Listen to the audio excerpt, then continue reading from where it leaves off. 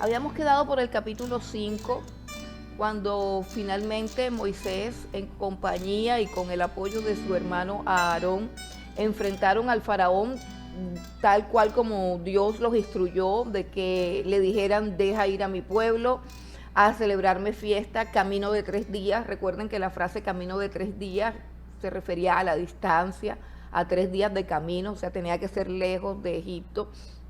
Y ellos hicieron la petición tal cual como Dios les ordenó que lo hicieran.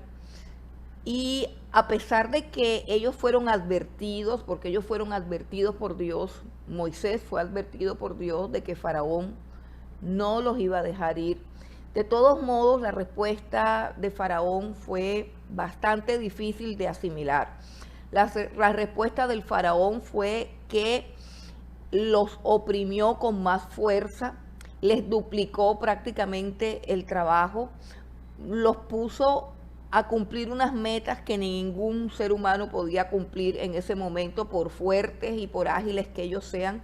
Ninguno de ellos pudo cumplir con la meta. La meta era que tenían que recoger la paja para hacer los ladrillos y además hacer los ladrillos y además entregar la cantidad de construcción, digámoslo así, de paredes construidas que se le ordenaba que tuviera. Entonces ninguno de ellos pudo completar porque la labor se le duplicó y se les exigía digamos que la misma meta de trabajo, la misma cantidad de trabajo se les exigía.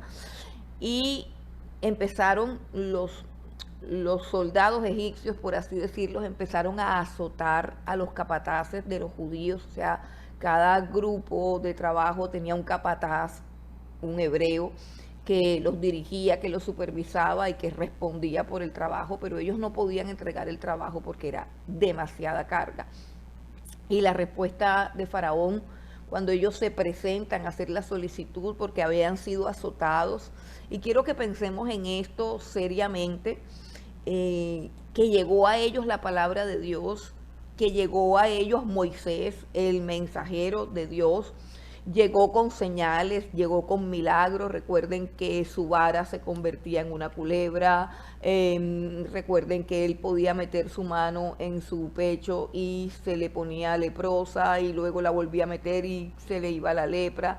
En fin, que él tenía una cantidad de señales que podía hacer y que mostraron claramente que Dios se le había aparecido, que Dios realmente le había enviado, y ellos creyeron. En un momento dado, en un principio, ellos creyeron, pero ellos no estaban preparados para que la opresión de la esclavitud fuese más fuerte sobre ellos. Ellos no estaban preparados para el duro trato con el que iba a responder Faraón. Todos los capataces fueron azotados. Eso fue tremendo. Ellos regresaron a Faraón, pidieron nuevamente ayuda, pidieron misericordia, pidieron que los comprendieran, pero el Faraón era un hombre de corazón duro y finalmente lo que el Faraón repetía, podemos mirarlo en el capítulo 5, me acompañan al capítulo 5, en el capítulo 5, el versículo 17, lo que el Faraón le respondió a la solicitud que ellos hacían de que disminuyera la carga de trabajo, porque era imposible cumplir esa carga de trabajo. En el versículo 17, el Faraón respondió: estáis ociosos, sí, ociosos, y por eso decís, vamos y ofrezcamos sacrificios a Jehová. Id pues ahora y trabajad, no se os dará paja, y habéis de entregar la misma tarea de ladrillo. Entonces, versículo 19 dice: los capataces de los hijos de Israel se vieron en aflicción al decírseles: no se disminuirá nada de vuestro ladrillo de la tarea de cada día. Y encontrando a Moisés y a Aarón, que estaban a la vista de ellos cuando salían de la presencia de Faraón, les dijeron: mire Jehová sobre vosotros y juzgue, pues nos habéis hecho abominables delante de Faraón y de sus siervos, poniéndoles la espada en la mano para que nos maten. Bueno, este acontecimiento que hay aquí, que es la primera reacción o la primera consecuencia de obedecer a Dios, porque lo que está haciendo Moisés es obedecer a Dios en ir a Faraón y hacer esa solicitud. Lo hizo por obediencia a Dios. Y el pueblo, repito, en un primer anuncio de su liberación, creyó a Dios, pero no estaba preparado para el sufrimiento, no estaba preparado para el dolor, no estaba preparado para que las circunstancias que lo rodearan se volvieran más difíciles y más crueles.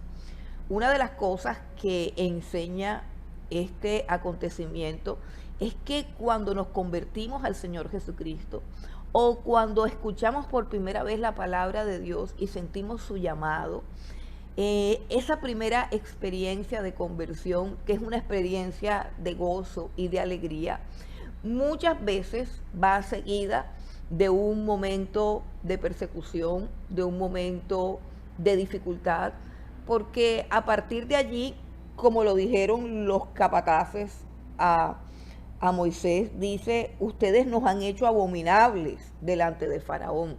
Y es que inmediatamente que uno se vuelve a Dios, inmediatamente el mundo se va a convertir en tu enemigo. Y esa es una de las cosas que tenemos que tener claras a la hora de nuestra conversión, que como cristianos nunca el mundo va a estar de nuestro lado.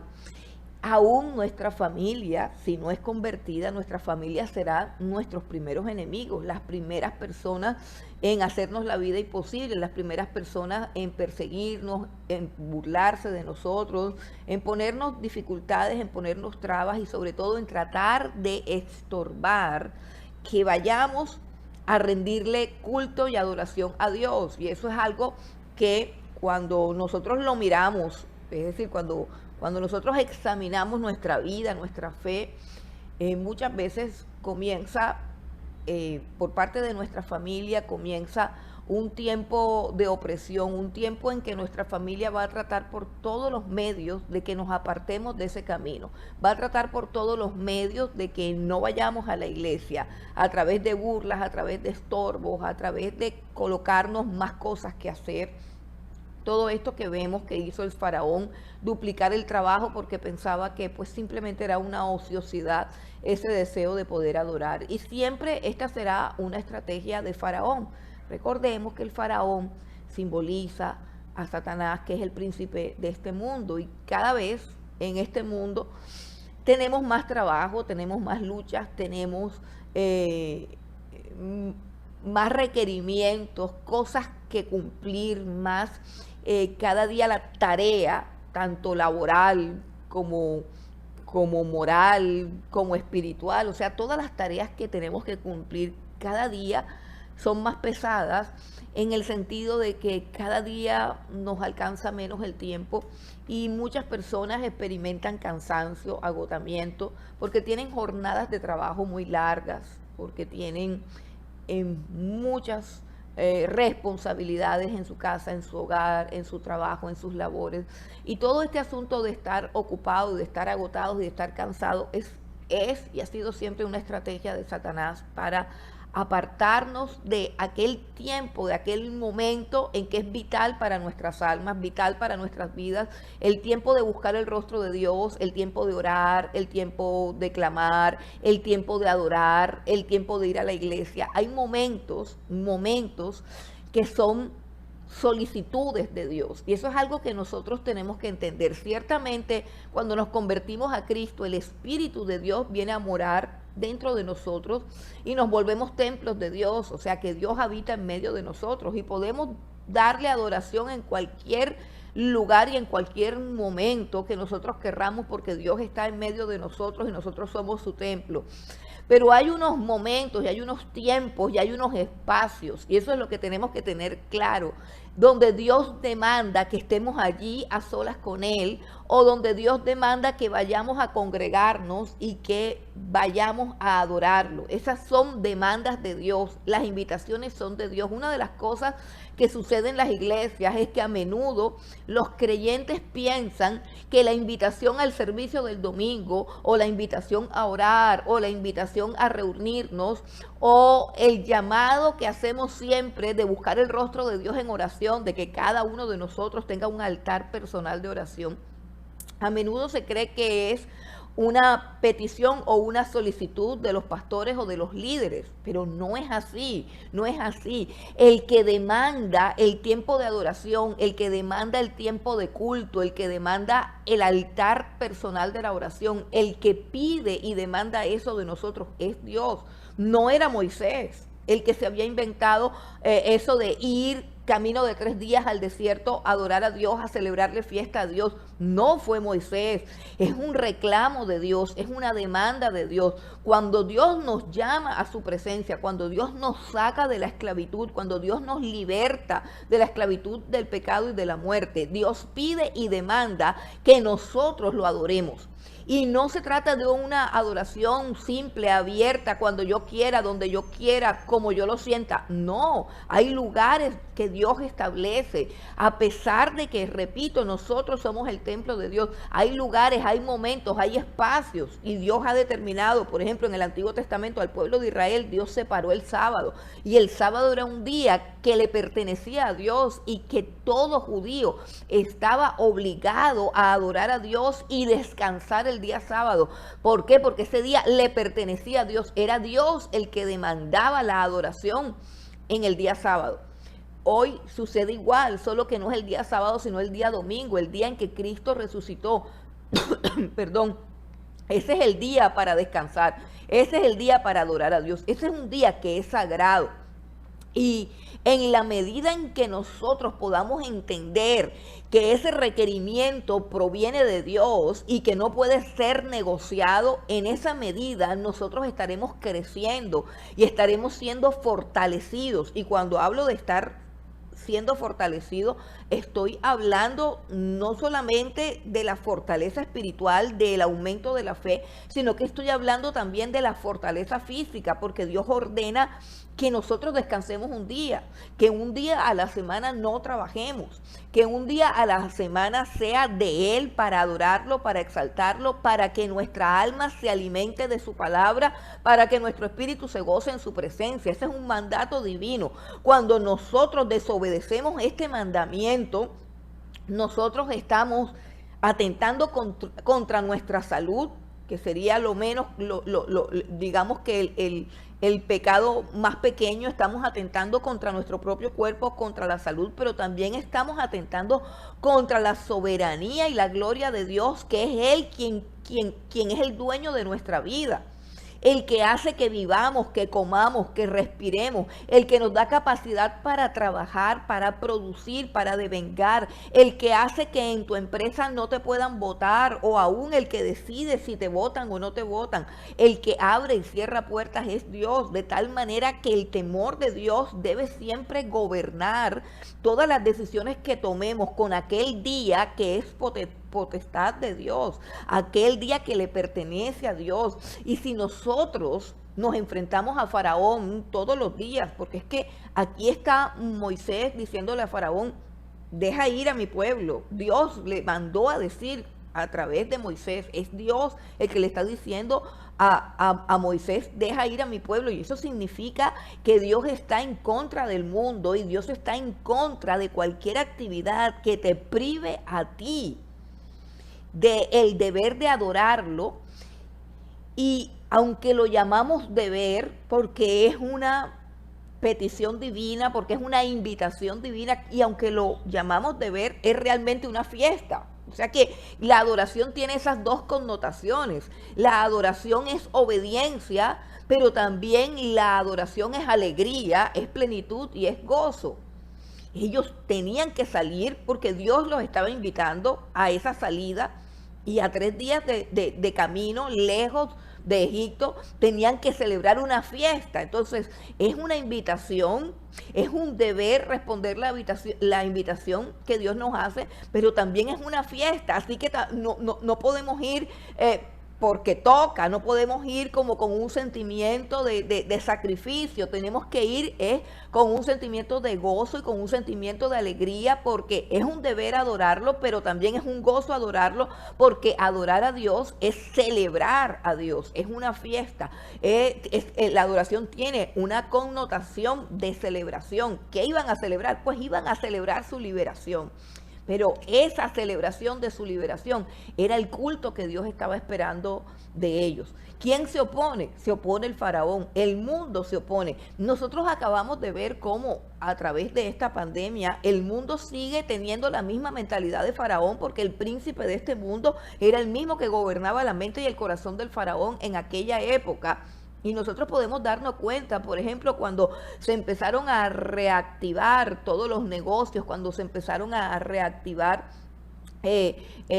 toda la economía, vimos cómo persistían unas trabas mayores para la congregación de las iglesias. Los supermercados, los almacenes, los centros comerciales comenzaron a abrir, todos los negocios comenzaron a abrir y la economía se fue reactivando. Pero hubo una lucha con el asunto de las congregaciones porque se consideraba que eso no era importante, que eso era una necedad, o sea, la misma mentalidad de el faraón. Ustedes están ociosos, ustedes lo que necesitan es trabajar y ustedes están perdiendo el tiempo, están oyendo bobadas. Eso de congregarse el domingo es una bobada, estamos en pandemia.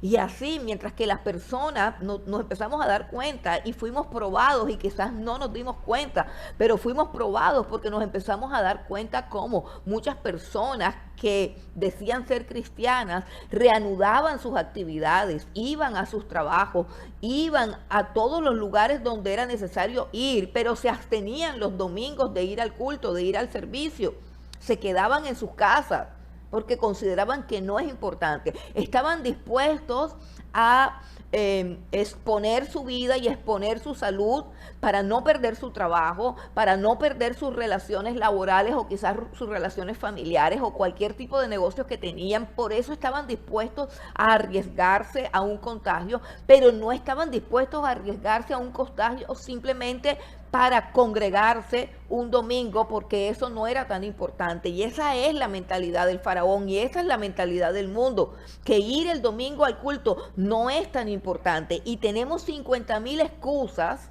Y finalmente, nosotros no podemos dejar de trabajar un día porque se nos presentó una visita. Nosotros no podemos dejar de trabajar un día porque se nos presentó un inconveniente o porque tenemos que hacer algo. No lo podemos hacer, simplemente tiene que esperar. Nuestro trabajo es sagrado.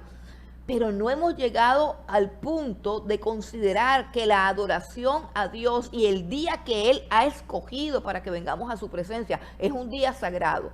No hemos crecido a ese punto y eso afecta profundamente nuestra vida espiritual. Nuestro crecimiento espiritual es afectado profundamente por esa situación. Entonces, finalmente, Faraón dijo, no voy a disminuir la tarea, ustedes están ociosos, ¿cierto? Ahora miremos cuál es la respuesta de Dios, porque comienza la parte difícil. Sí, hemos recibido esa palabra. Dios se le apareció a Moisés. Creemos en que ese Dios verdadero se le apareció a Moisés. Creemos que lo que él dijo es verdad, pero lo que estamos viendo ahora es persecución, dolor. Vemos que las circunstancias a nuestro alrededor han empeorado sustantivamente y que lejos de encontrar libertad se está agravando la esclavitud sobre nosotros. Inmediatamente Moisés, que escucha la queja de estos hombres, dice el versículo 22, Éxodo 5, 22, dice, entonces Moisés se volvió a Jehová y dijo, Señor, ¿por qué aflige a este pueblo? ¿Para qué me enviaste? El mismo Moisés entró en crisis, no es para menos, no es para menos. Ha logrado que las cosas empeoren con la obediencia a Dios. Dice el versículo 23, porque desde que yo vine a Faraón para hablarle en tu nombre, ha afligido a este pueblo y tú no has librado a tu pueblo. O sea, el mismo Moisés está en conflicto, está en crisis y no entiende por qué las cosas están empeorando en vez de mejorar. Miren la respuesta de Dios. Vamos al capítulo 6, versículo 1. Jehová respondió a Moisés, ahora verás lo que yo haré a Faraón, porque con mano fuerte los dejará ir y con mano fuerte los echará de su tierra. Habló todavía Dios a Moisés y le dijo, yo soy Jehová. Y aparecí a Abraham, a Isaac y a Jacob como Dios omnipotente, mas en mi nombre Jehová no me di a conocer a ellos. También establecí mi pacto con ellos de darles la tierra de Canaán, la tierra en que fueron forasteros y en la cual habitaron. Asimismo, yo he oído el gemido de los hijos de Israel, a quienes hacen servir los egipcios, y me he acordado de mi pacto. Por tanto, dirás a los hijos de Israel, yo soy Jehová, y yo os sacaré de debajo de las tareas pesadas de Egipto, y os libraré de su servidumbre, y os redimiré con brazo extendido y con juicios grandes. Y os tomaré por mi pueblo, y seré vuestro Dios, y vosotros sabréis que yo soy Jehová vuestro Dios, que os saco de debajo de las tareas pesadas de Egipto, y os meteré en la tierra por la cual alcé mi mano jurando que la daría a Abraham, a Isaac y a Jacob, y yo os la daré por heredad, yo Jehová. Si nosotros miramos este segmento detenidamente, y quiero que lo hagan en sus casas, que tengan sus Biblias en la mano, porque es supremamente importante que notemos algo. Capítulo 6, del versículo 1 al versículo 8. Al final del versículo 8 aparece algo así como la firma de Dios, la firma de que Él se compromete a hacer todo lo que está diciendo. Si ustedes toman un bolígrafo o un resaltador y comienzan a subrayar todas las veces en que aparece Dios en primera persona, la palabra yo refiriéndose a Dios, la palabra yo refiriéndose a Jehová, todas las veces en que Él habla en primera persona y dice yo haré, dice mi nombre, yo Jehová, dice mi pacto. Y hay algo importantísimo en todo esto, y es que Dios quiere que pongamos la mirada en Él en medio de la adversidad, en medio de la circunstancia, nos aferremos a algo que nos puede dar confianza, que nos puede dar fortaleza y que nos puede dar seguridad. ¿Qué cosa es eso? El nombre de Dios, la persona de Dios, porque Él no contesta hablando acerca del poder de Faraón, Él no contesta hablando acerca de la debilidad de ellos para poder cumplir la tarea, Él no contesta remitiéndose a las circunstancias que está pasando, sino que Él contesta la oración de Moisés con una revelación de su nombre, de su gloria, de su pacto, de su fidelidad. Está diciendo Moisés, yo soy Jehová. Moisés, yo soy un Dios fiel. Moisés, yo tengo un pacto que tengo que cumplir. Moisés, yo hice una promesa a Abraham, mi siervo. Moisés, yo haré esto. Yo los libertaré. Yo los introduciré.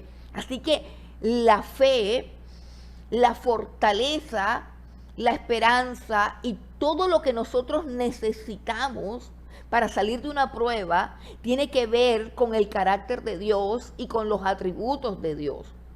Una de las cosas por las cuales nuestra fe flaquea, o una de las cosas por las cuales a veces nos llenamos de miedo, de pánico, de decepción, de tristeza, de ansiedad, de temores, porque tenemos la mirada puesta en el faraón, tenemos la mirada puesta en el enemigo, tenemos la mirada puesta en las circunstancias y tenemos la mirada puesta en nuestras debilidades, en vez de tener la mirada puesta en quién, en la persona de Dios y en los atributos de Dios. Dios le está diciendo a Moisés, mira que yo soy Jehová, y te vas a dar cuenta de que yo soy Jehová. O sea, todo se trata de una manifestación de mi gloria, de mi poder, de mi carácter. La palabra yo aparece un sinnúmero de veces en este pasaje y está diciendo: yo les revelé mi nombre. Dice el versículo 3, a Abraham, a Isaac y a Jacob me les revelé como el Dios omnipotente, pero a ustedes les he revelado mi nombre, yo Jehová. ¿Qué significa eso? Que yo voy a actuar por causa de mi nombre. Ustedes conocerán quién es Dios. Ustedes sabrán acerca de mi fidelidad. Ustedes solamente tienen que confiar en quién soy yo. Ustedes solamente tienen que confiar en el pacto que yo he hecho de redimirlos, de rescatarlos y de introducirlos en la tierra. Ustedes tienen que confiar solo en mi palabra, en mi promesa, en mi pacto, en mi fidelidad y en mi poder. Si nosotros cada vez que tenemos un problema, en vez de meditar y pensar en la gravedad del problema, en el poder de aquel que nos está amenazando, en nuestra flaqueza, en nuestra debilidad, si pudiéramos centrar nuestra mirada en todo lo que Dios ha prometido, porque Dios es un Dios fiel. Cuando se dice que Dios es un Dios fiel, significa que Él es fiel. Escuchen bien, Dios no es fiel a nosotros. Dios no es fiel a nosotros. Dios es fiel a sí mismo. Dios es fiel a sí mismo. Y eso trae una confianza mucho más fuerte y mucho más sólida que si la fidelidad de Dios estuviera puesta en mi persona. En otras palabras, cuando Moisés le está diciendo a Dios: por favor, dijiste que nos ibas a libertar y esto se está poniendo peor. Y desde que yo estoy haciendo lo que tú me dices, nos está yendo peor. Dios no le dice a Moisés: Moisés, no te preocupes, Moisés, no dudes, Moisés, el pueblo es débil, Moisés esto, Moisés lo otro. No, Dios le dice que va a actuar. Pero la razón por la cual Él va a actuar y cumplir la promesa no está en la fidelidad de los hebreos, no está en la fuerza de los hebreos, no está en la fortaleza de los hebreos. Ellos están debilitados. Su fe se hizo añicos. Su esperanza terminó. Están viendo a Moisés como un enemigo. Lo están mirando con desprecio, lo están mirando con rabia. Si dependiera de ellos, si dependiera de su fe, si dependiera de que ellos estuviesen firmes, si dependiera de la integridad de los hebreos, y Dios tuviera que ser fiel por causa de ellos, Dios no podría ser fiel, porque las falencias, las fallas, las transgresiones de este pueblo lo obligarían a no ser fiel. Aquí Dios está diciendo: voy a actuar por amor de mi nombre. Les revelé mi nombre. Y ahora voy a actuar para que ustedes conozcan quién es ese cuyo nombre ha sido revelado. O sea, quién es ese Jehová. Yo les voy a mostrar quién es Jehová. ¿Y por qué voy a actuar? Para que ustedes conozcan quién soy. O sea, voy a actuar por causa de mi nombre. Luego le dice: yo me aparecí a Abraham e hice un pacto con ellos, con Abraham, con Isaac y con Jacob. Es decir, yo tengo un pacto con Abraham, con Isaac y con Jacob. Es decir, hay una certeza de que yo los voy a ayudar. Y esa certeza no depende de ustedes. Esa certeza está centrada en que yo hice un pacto con sus antepasados y lo voy a cumplir. No depende de ustedes. Ahora, el versículo 5 dice: también los he oído. Esa parte es muy linda. Dice: he oído el gemido de los hijos de Israel, a quienes hacen servir los egipcios, y me acordé de mi pacto. O sea, también conozco que están sufriendo, también conozco que tienen dolor, y que el pueblo que está sufriendo y que tiene dolor es el pueblo de mi pacto. Eso es lo que garantiza el socorro de Dios sobre Israel, que ese es el pueblo de su pacto. Y dice yo los sacaré de esas pesadas cargas, yo los libraré de la servidumbre, yo los redimiré con brazo extendido. ¿Qué está diciendo? Yo lo haré, ustedes no van a hacer nada, yo haré todo, los libraré, los rescataré, los redimiré y lo haré todo con juicios grandes. Pero no me quedaré ahí, dice Dios. Además de eso, los tomaré por mi pueblo y seré vuestro Dios. Bueno, en el versículo 8 dice, no solamente es un pacto, no solamente es una promesa, sino que el versículo 8 dice, también hay un juramento. Versículo 8 dice, yo os meteré en la tierra por la cual alcé mi mano, jurando que la daría a Abraham, a Isaac y a Jacob, y yo os la daré por heredad. Y añade su firma, yo Jehová. En otras palabras, tenemos un pacto, tenemos una promesa, tenemos un juramento de Dios y tenemos el hecho de que Dios ha visto la injusticia, ha visto el maltrato, ha visto el dolor y ha escuchado el clamor. Cuando se tienen todas estas cosas, con toda seguridad se tiene el éxito y se tiene la victoria en cualquier circunstancia por la cual estemos atravesando. El Señor manifestará su poder. ¿Qué quiere decir eso? Que Dios va a obrar. Vamos ahora al capítulo 7. Vamos al capítulo 7, el versículo 1. Dice, Jehová dijo a Moisés, mira, yo te he constituido Dios para Faraón y tu hermano Aarón será tu profeta. Tú dirás todas las cosas que yo te mande y Aarón tu hermano hablará a Faraón para que deje ir de su tierra a los hijos de Israel. Y yo endureceré el corazón de Faraón y multiplicaré en la tierra de Egipto mis señales y mis maravillas. Y Faraón no os oirá, mas yo pondré mi mano sobre Egipto y sacaré a mis ejércitos, mi pueblo, los hijos de Israel, de la tierra de Egipto, con grandes juicios. Y sabrán los egipcios que yo soy Jehová, cuando extienda mi mano sobre Egipto y saque a los hijos de Israel de en medio de ellos. E hizo Moisés y Aarón como Jehová les mandó, así lo hicieron. Era Moisés de edad de 80 años y Aarón de edad de 83 cuando hablaron a Faraón.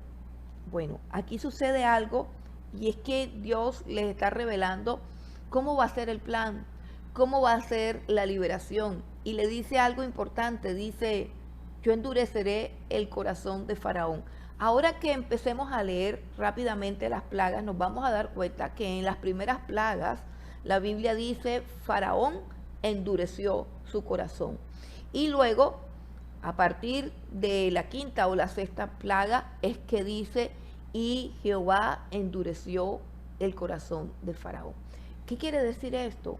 Esto quiere decir que el corazón de Faraón de por sí era un corazón duro, era un corazón obstinado, era un corazón lleno de arrogancia y de altivez. Recordemos que en ese momento histórico Egipto es prácticamente un imperio poderosísimo, es una potencia mundial y el pueblo de los judíos, el pueblo de Israel son esclavos suyos y sobre todo esclavos que trabajan en construcción y que les sirven mucho a la expansión territorial que ellos tienen, a la expansión de su cultura, a la edificación de todas esas ciudades que ellos están construyendo para fortaleza de ellos. Entonces, Faraón no conoce a Dios. Faraón solamente conoce los ídolos que a través de los años, las diferentes culturas que han ido evolucionando, han creado ídolos, dioses falsos para proveerse, según ellos, el favor de los dioses y que todo les vaya bien. Entonces, Faraón es un hombre que tiene demasiado poder, que tiene demasiada fuerza, que tiene demasiada arrogancia, que tiene demasiada altivez y que tiene un corazón duro. Él no conoce que exista otro Dios. De hecho, dentro de la cultura y de la religión egipcia, el faraón es casi que un dios. Creo que les dije en la clase pasada que al faraón se le consideraba inmortal y cuando se moría lo embalsamaban porque consideraban que realmente no se había muerto, que le había dado un desmayo o algo así, pero que él no estaba muerto porque él era el faraón. Y lo enterraban con toda su familia y con sus animales y con sus enseres, lo enterraban y hacían unos pisos para que él viviera ahí embalsamado. Entonces era toda una locura, la idolatría siempre ha sido y será una total locura, algo absurdo y ridículo, pero así es la obra de Satanás y la mente de los seres humanos que aborrecen la verdad, que aborrecen a Dios, es una mente que está entenebrecida, es decir, que no ve la locura de la idolatría como algo absurdo, como algo ridículo. Entonces, Dios tiene un plan. Dios tiene un plan con la dureza del corazón de Faraón. Dios en su soberanía tiene un plan que es primeramente con Israel, su pueblo. Hay unas promesas que cumplir, hay un pacto que cumplir, hay un juramento que cumplir, hay un plan con Israel que Dios lo va a cumplir, pero resulta que con el resto de la humanidad y en este caso con Egipto, Dios también tiene un propósito. Y es un propósito bueno, aunque sea un propósito que involucra prácticamente la destrucción de todo el imperio. ¿Por qué es un propósito bueno? Porque a través de la dureza, de la obstinación, de la mente entenebrecida del faraón, del corazón de piedra de Faraón, a través de eso Dios se va a manifestar. ¿Y cómo se va a manifestar? Va a manifestar su poder, va a manifestar su soberanía, va a manifestar su gloria, va a manifestar a todos los habitantes de Egipto que el único Dios verdadero es Él. Así que, aunque Dios está ejecutando sus juicios sobre Egipto, está también mostrando su gloria y mostrando su poder. Todo el libro del Éxodo es una manifestación del poderío de Dios, de la omnipotencia divina, de la soberanía divina. Tan es así que al final, cuando ellos parten, algunos egipcios se van detrás de ellos. Algunos egipcios, por así decirlo, se convierten al Dios de Abraham porque entienden, comprenden que los dioses de ellos no son realmente nada. Dios colocó en su soberanía, colocó en el poder, colocó en autoridad a un hombre de corazón duro, a un hombre de corazón de piedra. ¿Por qué?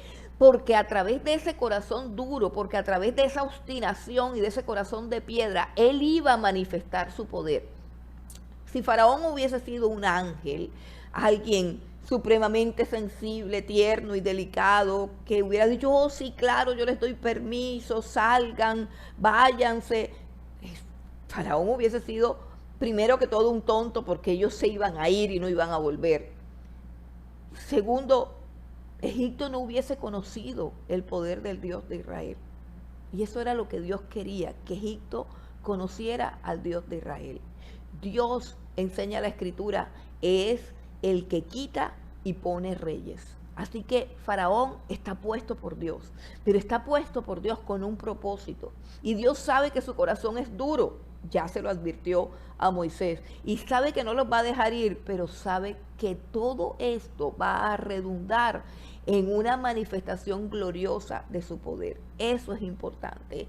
Eso es importante, saber que a través de las adversidades y a través de las tribulaciones tenemos una oportunidad de conocer la grandeza de Dios, de conocer el poder de Dios, de conocer la soberanía de Dios. Todas esas circunstancias adversas que vivimos y experimentamos nos llenan cada vez más de un conocimiento más grande de los atributos de Dios. Entonces, continuamos en el capítulo 7 y vamos al versículo 8. Dice, Jehová habló a Moisés y a Aarón diciendo, si Faraón os respondiere diciendo, mostrad milagro, dirás a Aarón, toma tu vara y échala delante de Faraón para que se haga culebra. Vinieron pues Moisés y Aarón a Faraón e hicieron como Jehová lo había mandado. Y echó a Aarón su vara delante de Faraón y de sus siervos y se hizo culebra. Entonces llamó también Faraón sabios y hechiceros, e hicieron también lo mismo los hechiceros de Egipto con sus encantamientos, pues echó cada uno su vara, las cuales se volvieron culebras, mas la vara de Aarón devoró las varas de ellos. Y el corazón de Faraón se endureció y no los escuchó como Jehová lo había dicho. Fíjense que aquí hay una primera señal que tiene que ver con que la vara de Aarón se convierte en culebra. Y llegaron unos brujos, llegaron unos magos de Egipto e hicieron lo mismo, o sea, también pudieron hacer la misma señal. Pero ¿qué dice la Escritura? Que la culebra de Moisés se tragó a las demás culebras. La vara de Moisés se tragó a las otras varas. ¿Qué quiere decir eso? Que Satanás siempre estará tratando de imitar las cosas de Dios. Siempre estará tratando de falsificar las cosas de Dios. Desde aquí y desde este pasaje se nos enseña que hay prodigios mentirosos y hay señales falsas de parte de Satanás. De hecho, Dios nos advierte en su palabra que el advenimiento del anticristo, que será por obra de Satanás y vendrá con grandes señales y milagros y prodigios mentirosos, los cuales Dios permite que los hace para engañar a quienes, a los que no recibieron el amor de la verdad para ser salvos. Más adelante también la Escritura dirá los nombres de estos dos brujos. Se llaman Janes y Jambres. Ellos eran los que resistían a Moisés haciendo sus brujerías, pero fueron también derribados por el poder de Dios. Esto simboliza la falsa religión, la religión satánica, diabólica, que se aparece no como satanismo, sino como un cristianismo falso. Esa es lo que simboliza el hecho de que estos brujos también convirtieron estas culebras, estas varas en culebras de la misma forma que Moisés. Bueno, entonces continuamos ahora en el versículo 14, dice: entonces Jehová dijo a Moisés: el corazón de Faraón está endurecido y no quiere dejar ir al pueblo. Ve por la mañana a Faraón, he aquí que él sale al río, y tú ponte a la ribera delante de él, y toma en tu mano la vara que se volvió culebra, y dile: Jehová el Dios de los hebreos me ha enviado a ti diciendo: deja ir a mi pueblo para que me sirva en el desierto. Y he aquí que hasta ahora no has querido oír. Así ha dicho Jehová: en esto conocerás que yo soy Jehová. He aquí yo golpearé con la vara que tengo en mi mano el agua que está en el río, y se convertirá en sangre. Y los peces que hay en el río morirán, y hederá el río, y los egipcios tendrán asco de beber el agua del río. Y Jehová dijo a Moisés: di a Aarón: toma tu vara y extiende tu mano sobre las aguas de Egipto, sobre sus ríos, sobre sus arroyos y sobre sus estanques, y sobre todos sus depósitos de agua, para que se conviertan en sangre, y haya sangre por toda la región de Egipto, así en los vasos de madera como en los de piedra. Y Moisés y Aarón hicieron como Jehová los mandó, y alzando la vara golpeó las aguas que había en el río en presencia de Faraón y de sus siervos, y todas las aguas que había en el río se convirtieron en sangre. Asimismo los peces que había en el río murieron, y el río se corrompió tanto que los egipcios no podían beber de él, y hubo sangre por toda la tierra de Egipto. Bueno, en este pasaje comienzan las 10 plagas de Egipto. Este es el recurso a través del cual Dios va a quebrantar el corazón del faraón, va a quebrantar los dioses de Egipto, va a derribar ese imperio y va a manifestar su grandeza, su soberanía y su poder. Tenemos aquí un cuadro donde vamos a resumir un poco las 10 plagas de Egipto. La primera plaga que encontramos en las escrituras es que el río Nilo se convierte en sangre, el río convertido en sangre. Esta es una plaga que básicamente era un atentado de Dios para derribar a uno de sus dioses, el dios Api, que se consideraba el dios del Nilo. Para ellos el Nilo era la bendición, para ellos el Nilo era la garantía de, pues están en un lugar desierto y tienen un río, ¿cierto? Un río que es el que le provee alimento, pesca, agua, riego para la agricultura. Es decir, el río tiene una importancia vital, pero ellos han inventado o han creado un dios que es el dios Api, que es el guardián, por así decirlo, del río Nilo.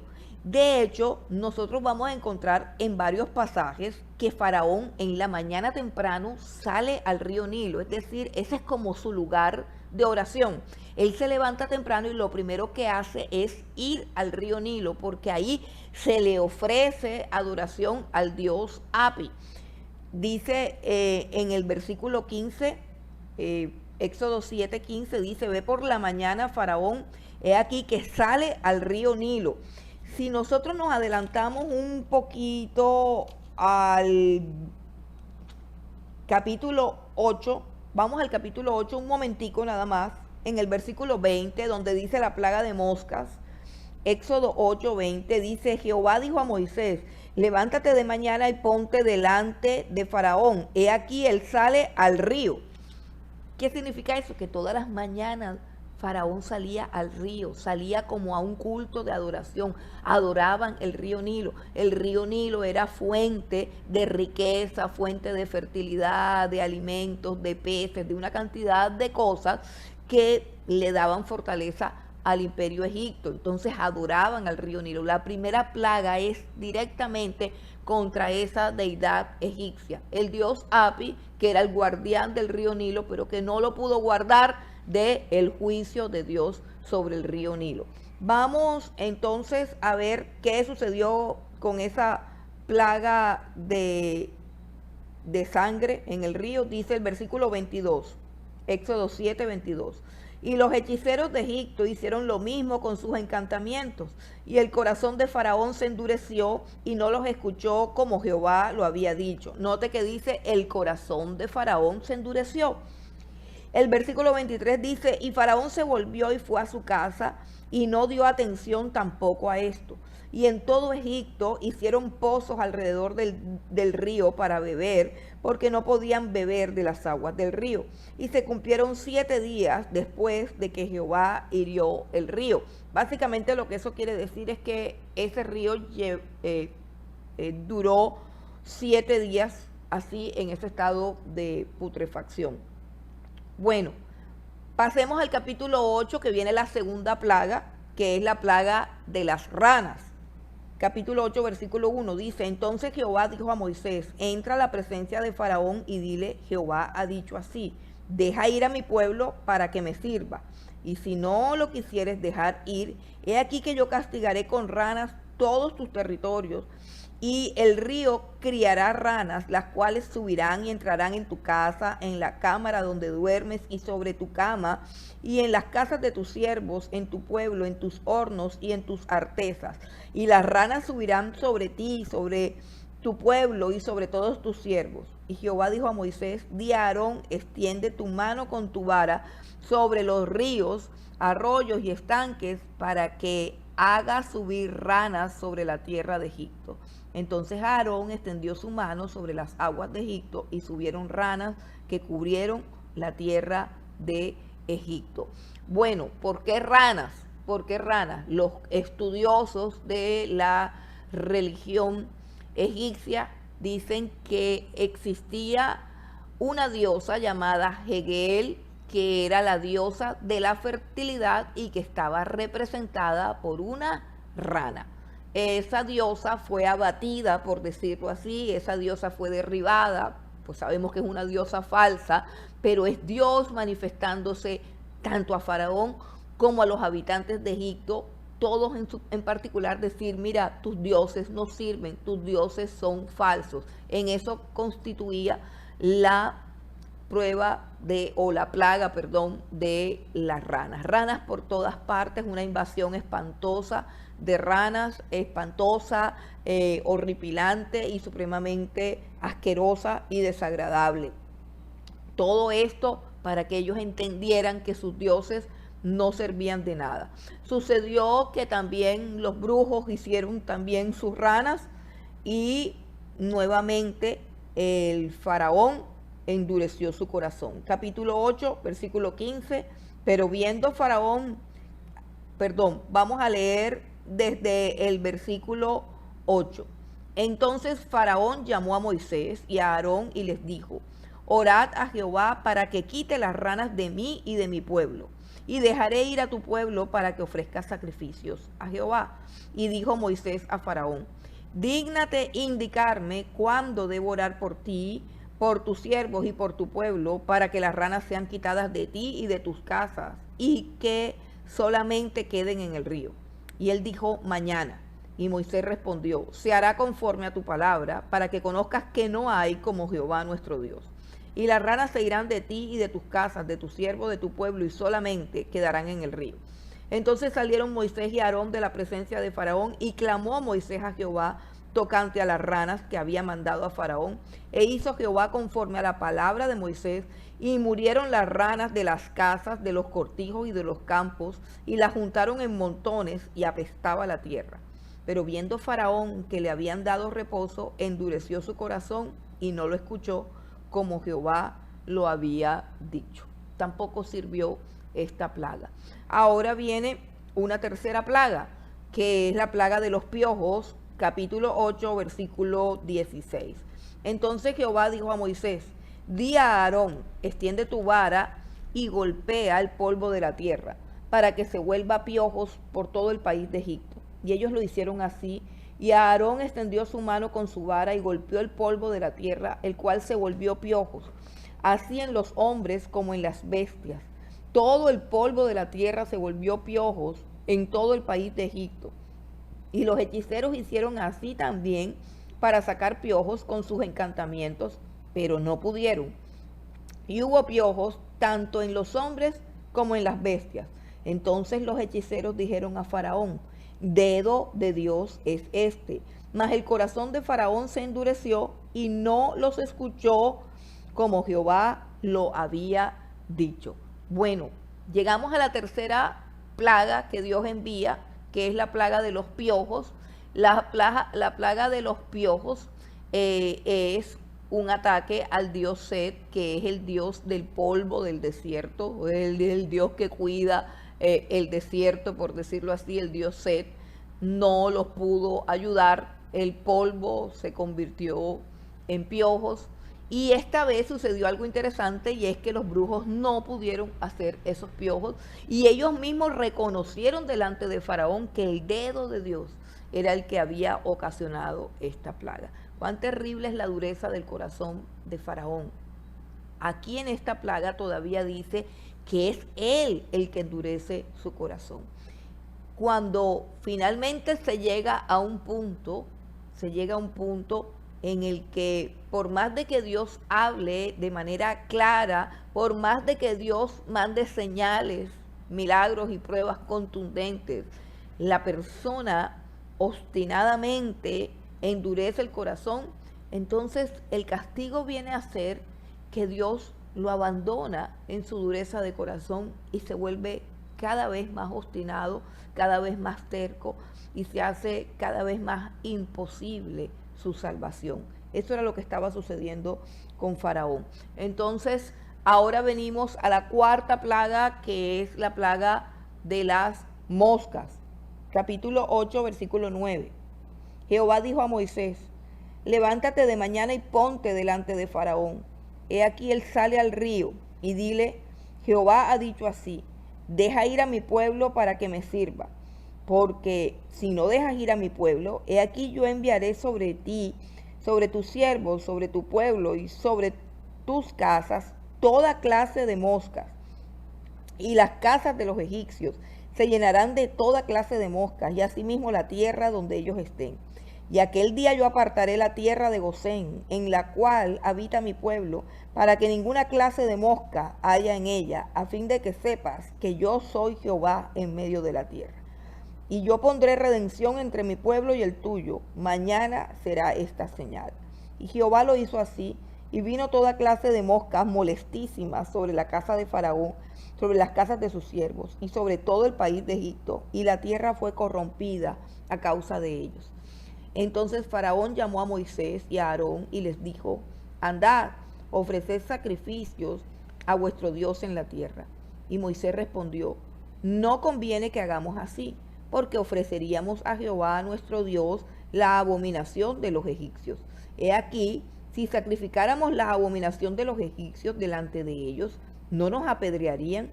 Camino de 3 días iremos por el desierto y ofreceremos sacrificios a Jehová nuestro Dios, como él nos dirá. Dijo Faraón: yo os dejaré ir para que ofrezcas sacrificios a Jehová vuestro Dios en el desierto, con tal que no vayáis más lejos. Orad por mí. Y respondió Moisés: he aquí, al salir yo de tu presencia, rogaré a Jehová para que las diversas clases de moscas se vayan de Faraón y de sus siervos y de su pueblo mañana, con tal que Faraón no falte más, no dejando ir al pueblo a dar sacrificio a Jehová. Entonces Moisés salió de la presencia de Faraón y oró a Jehová. Y Jehová hizo conforme a la palabra de Moisés y quitó todas aquellas moscas de Faraón, de sus siervos y de su pueblo, sin que quedara una. Mas Faraón endureció aún esta vez su corazón y no dejó ir al pueblo. Miren qué tremendo. En esta plaga de moscas se nos dice que Dios hizo una separación entre la tierra de Gosén, que es el lugar donde habitaban los judíos, los hebreos, y la tierra de Egipto, donde habitaban todos los egipcios. Ahora, muchas personas, con base en este versículo, que es la primera vez en que se dice que Dios apartará a su pueblo para que estas plagas no caigan sobre él, algunas personas suponen que en las anteriores plagas Israel había sufrido. Bueno, si nosotros nos ponemos a pensar, por ejemplo, en la plaga de que el agua del Nilo se convierte en sangre, pues es algo que tenía que afectar a Israel también porque estaban cerca de ese río. Si vemos la plaga de las ranas, pues de pronto no creo que hubiese ranas en la casa de los hebreos, pero el hecho de que todo Egipto estuviese lleno de ranas y que luego las ranas murieran y ese hedor de podredumbre llenaba toda la tierra de Egipto, pues tuvo que haber afectado de alguna manera a los judíos. Y asimismo los piojos, aunque yo personalmente creo que estas plagas no cayeron directamente sobre los judíos, sino que de manera indirecta, pues ellos fueron afectados. El hecho de que en la plaga de las moscas es cuando se dice por primera vez, se dice por primera vez que a Israel no le tocará esta plaga, no implica que las anteriores sí las haya tocado como tal. Eso es supremamente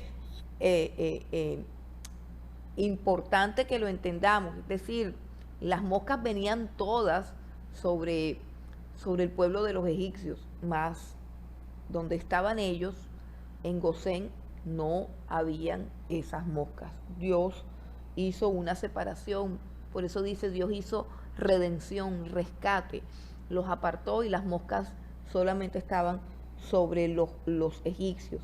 Faraón llama a Moisés y le pide que ore por él y le dice que lo va a dejar ir. Empieza la parte del engaño, ¿cierto? Este es otro proceso, cuando te dicen que sí te van a dar aquello o que sí te van a conceder eso, pero realmente están hablando por hablar. Faraón no estaba decidido a hacerlo, solamente estaba buscando una forma de que esas moscas fuesen quitadas de él. Y es tremendo ver cómo Faraón sabe y tiene conciencia que a la oración de Moisés, Dios le va a responder. O sea que Faraón está conociendo a Dios, sabe que Dios es poderoso. Miren esto, Faraón sabe que Dios es poderoso y que puede convertir su río en sangre, llenar su pueblo de ranas, convertir el polvo de la tierra en piojos, que puede llenar toda la ciudad de moscas, su casa y todo llenarlo de moscas, pero también sabe Faraón que si Moisés ora, Dios le escucha. O sea, que es un Dios que escucha la oración de su pueblo. Qué tremendo es saber cómo es Dios, conocer acerca de Dios, pero no obedecer a Dios. Eso es lo que provoca en Faraón este endurecimiento progresivo de su corazón, esta incapacidad para reflexionar, esta incapacidad para rectificar su error, porque él sabe que verdaderamente estas plagas vienen de Dios, sabe que verdaderamente el Dios de Moisés es un Dios verdadero y sabe que es un Dios que responde, pero aún así obstinadamente no quiere soltar a su pueblo. Bueno, pasemos entonces ahora a la siguiente plaga que está en el capítulo 9. En el capítulo 9 está la plaga en el ganado. Y esta es una plaga mucho más fuerte porque implica no solamente molestia, maldición, putrefacción, sino que implica una pérdida económica gravísima. Vamos al capítulo 9.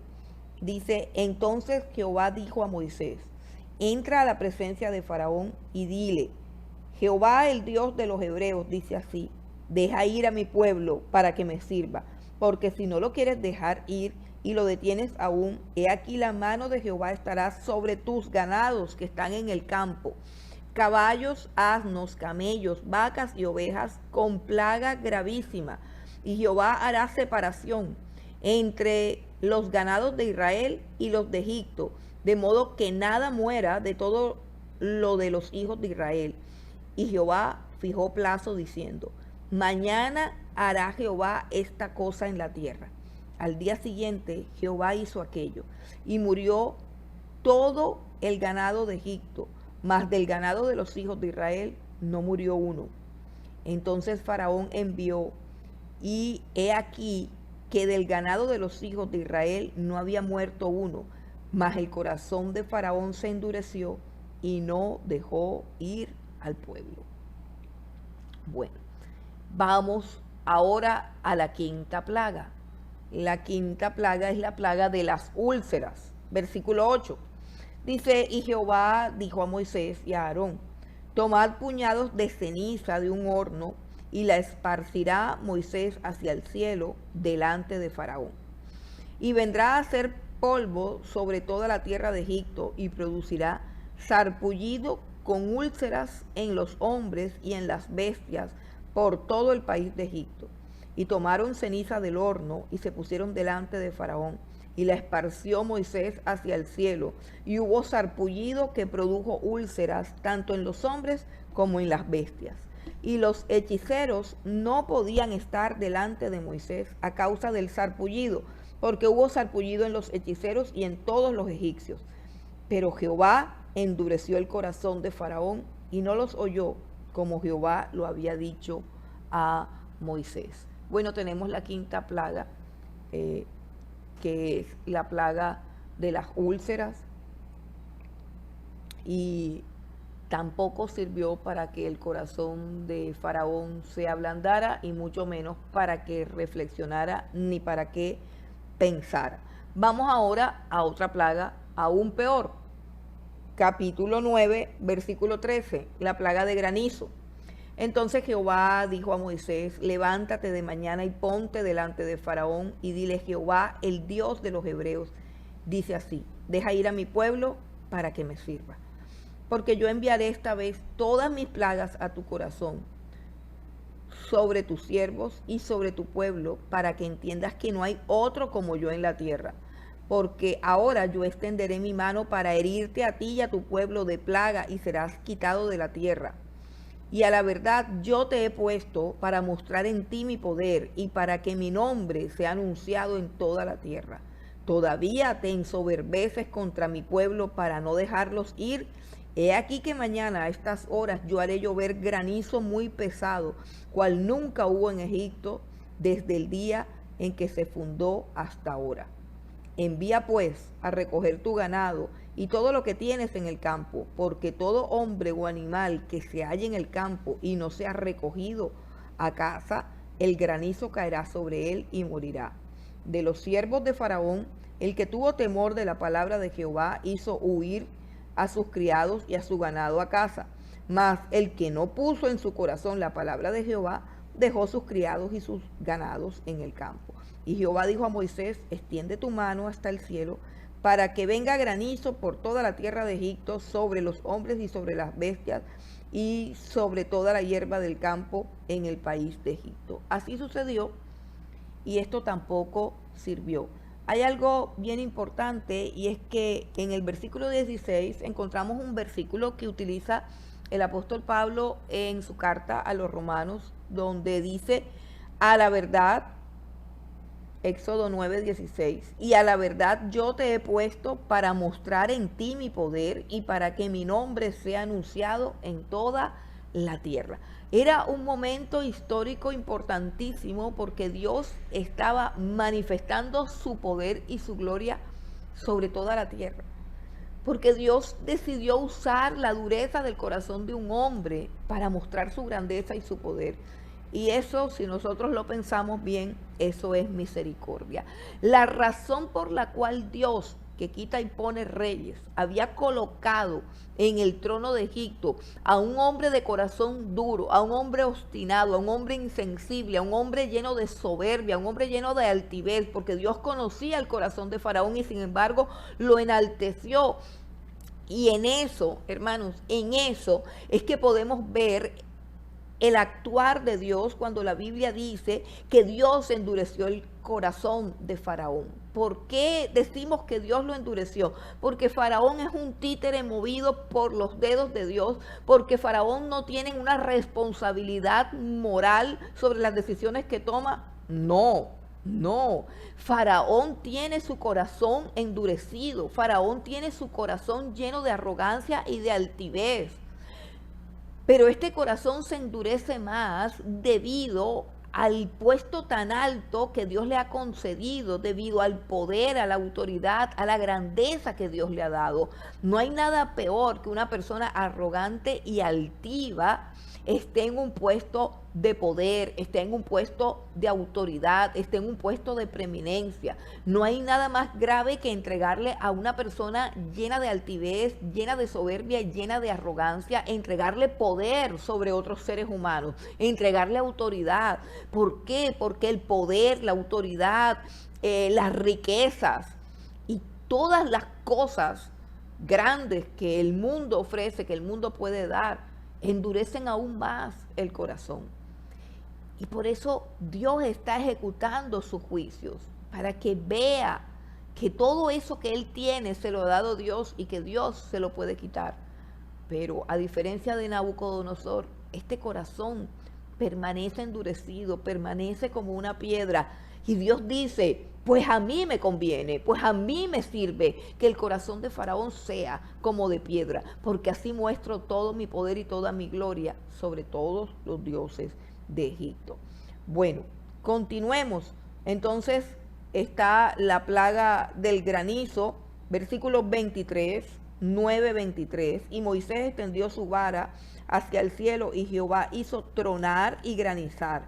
Y el fuego se descargó sobre la tierra y Jehová hizo llover granizo sobre la tierra de Egipto. Hubo pues granizo y fuego mezclado con el granizo, tan grande cual nunca hubo en toda la tierra de Egipto desde que fue habitada. Y aquel granizo hirió en toda la tierra de Egipto todo lo que estaba en el campo, así hombres como bestias.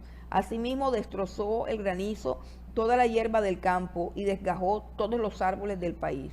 Solamente en la tierra de Gosén, donde estaban los hijos de Israel, no hubo granizo.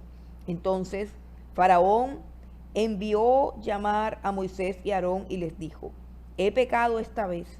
Jehová es justo, y yo y mi pueblo impíos. Orad a Jehová para que cesen los truenos de Dios y el granizo, y yo os dejaré ir y no os detendréis más. Y le respondió Moisés: tan pronto salga yo de la ciudad, extenderé mis manos a Jehová, y los truenos cesarán, y no habrá más granizo, para que sepas que de Jehová es la tierra. Pero yo sé que ni tú ni tus siervos temeréis todavía la presencia de Jehová Dios. El lino pues y la cebada fueron destrozados, porque la cebada estaba ya espigada y el lino en caña. Mas el trigo y el centeno no fueron destrozados, porque eran tardíos. Y salido Moisés de la presencia de Faraón fuera de la ciudad, extendió sus manos a Jehová, y cesaron los truenos y el granizo, y la lluvia no cayó más sobre la tierra. Y viendo Faraón que la lluvia había cesado, y el granizo y los truenos, se obstinó en pecar, y endurecieron su corazón él y sus siervos. Y el corazón de Faraón se endureció, y no dejó ir a los hijos de Israel, como Jehová lo había dicho por medio de Moisés. Esta plaga del granizo, que son literalmente pedazos de piedras con fuego que están cayendo, destrozando todo lo que hay en Egipto, esta plaga logra mover un poquito el corazón de Faraón, pero una vez que cesa la plaga y que cesa el dolor, el corazón de Faraón se vuelve a endurecer. Esto nos muestra la dureza del corazón humano. Hay personas que solamente se vuelven a Dios cuando están sufriendo, solamente se acuerdan de Dios cuando están en tribulación, cuando están en angustia, cuando están en aflicción. Pero una vez que cesa la aflicción, se olvidan por completo del Señor. Eso se llama corazón endurecido, se llama corazón mundano, corazón egipcio, corazón de Faraón. Un corazón que se puede perder porque no aprovecha las disciplinas de Dios para ser quebrantado, para ser humillado, porque no tiene un arrepentimiento verdadero, sino que es un arrepentimiento momentáneo y superficial. Bueno, continuemos con la siguiente plaga. Ahora tenemos la plaga de las langostas y vamos ya al capítulo 10 del libro del Éxodo. Jehová dijo a Moisés: entra a la presencia de Faraón, porque yo he endurecido su corazón y el corazón de sus siervos, para mostrar entre ellos estas mis señales, y para que cuentes a tus hijos y a tus nietos las cosas que yo hice en Egipto y mis señales que hice entre ellos, para que sepáis que yo soy Jehová.